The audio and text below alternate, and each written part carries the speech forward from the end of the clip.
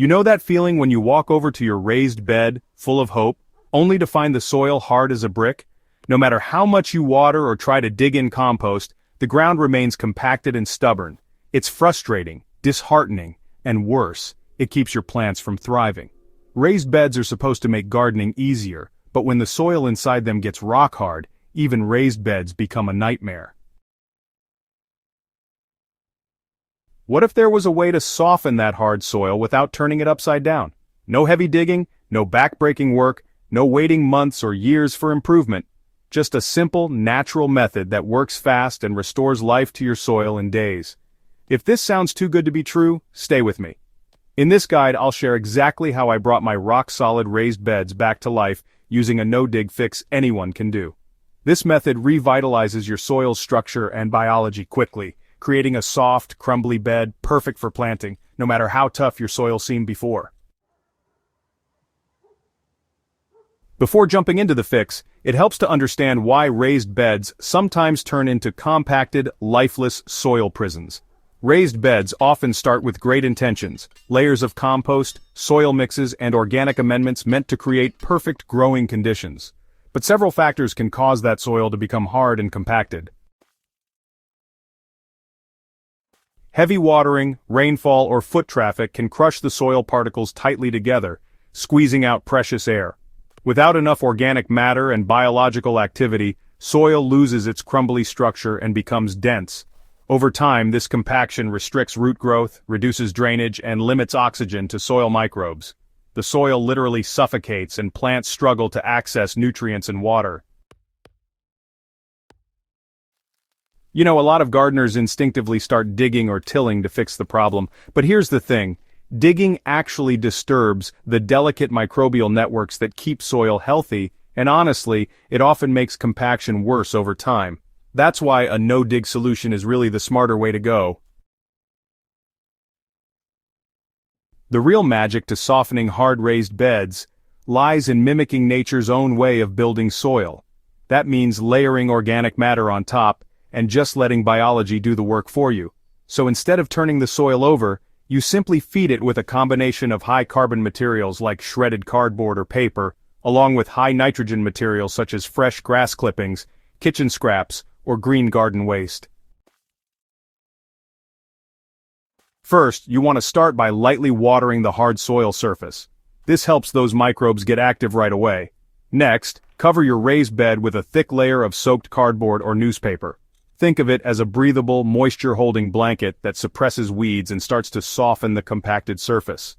On top of this cardboard, go ahead and pile a generous layer of fresh green matter. Grass clippings, vegetable scraps, or garden trimmings all work great. This green layer supplies nitrogen, which is a vital nutrient that feeds the soil microbes and earthworms eager to break down the materials. The layering process creates a no-dig composting system right in your raised bed where microbes feast on the fresh greens and carbon-rich cardboard. As they break down this organic mix, they create heat, release nutrients, and produce sticky compounds that bind soil particles into crumbly aggregates.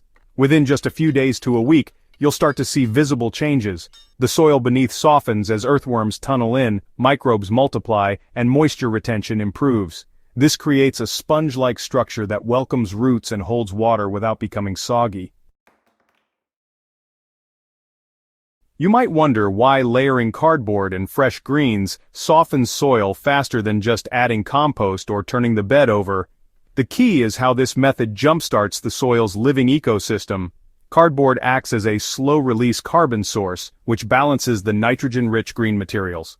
This carbon-to-nitrogen balance is crucial for microbial activity, encouraging bacteria and fungi to thrive and break down organic matter efficiently. The moisture trapped between layers keeps the microbes active, while the cardboard holds the layers loosely together, preventing compaction. As the microbial community consumes the organic matter, they produce humic substances, natural glues that improve soil structure and help it retain nutrients. Meanwhile, earthworms, attracted by the feast of fresh organic matter, move in quickly. Their tunnels aerate the soil, allowing oxygen to reach roots and microbes, and their castings enrich the soil with beneficial microbes and nutrients. Traditional compost added all at once or frequent digging disturbs this delicate balance, but the layered no-dig approach nurtures it, making soil restoration faster and more sustainable. Once you've softened your raised bed soil using this no-dig layering method, maintaining it is straightforward. The key is to keep feeding your soil life regularly. Top up the bed surface with new layers of mulch, kitchen scraps, and cardboard or paper whenever you harvest crops or clear beds. Avoid tilling or digging, which disrupts microbial networks and compacts soil over time. Water consistently but avoid overwatering, which can drown microbes and roots. Consider adding compost teas or fermented plant juices periodically to boost beneficial microbial populations. Encourage earthworms by providing constant organic matter and avoiding chemical fertilizers or pesticides that harm soil life. Over time, your raised bed soil will build itself into a rich, crumbly environment that supports vigorous root systems, healthy plants, and bountiful harvests, all without the hard labor of digging or turning.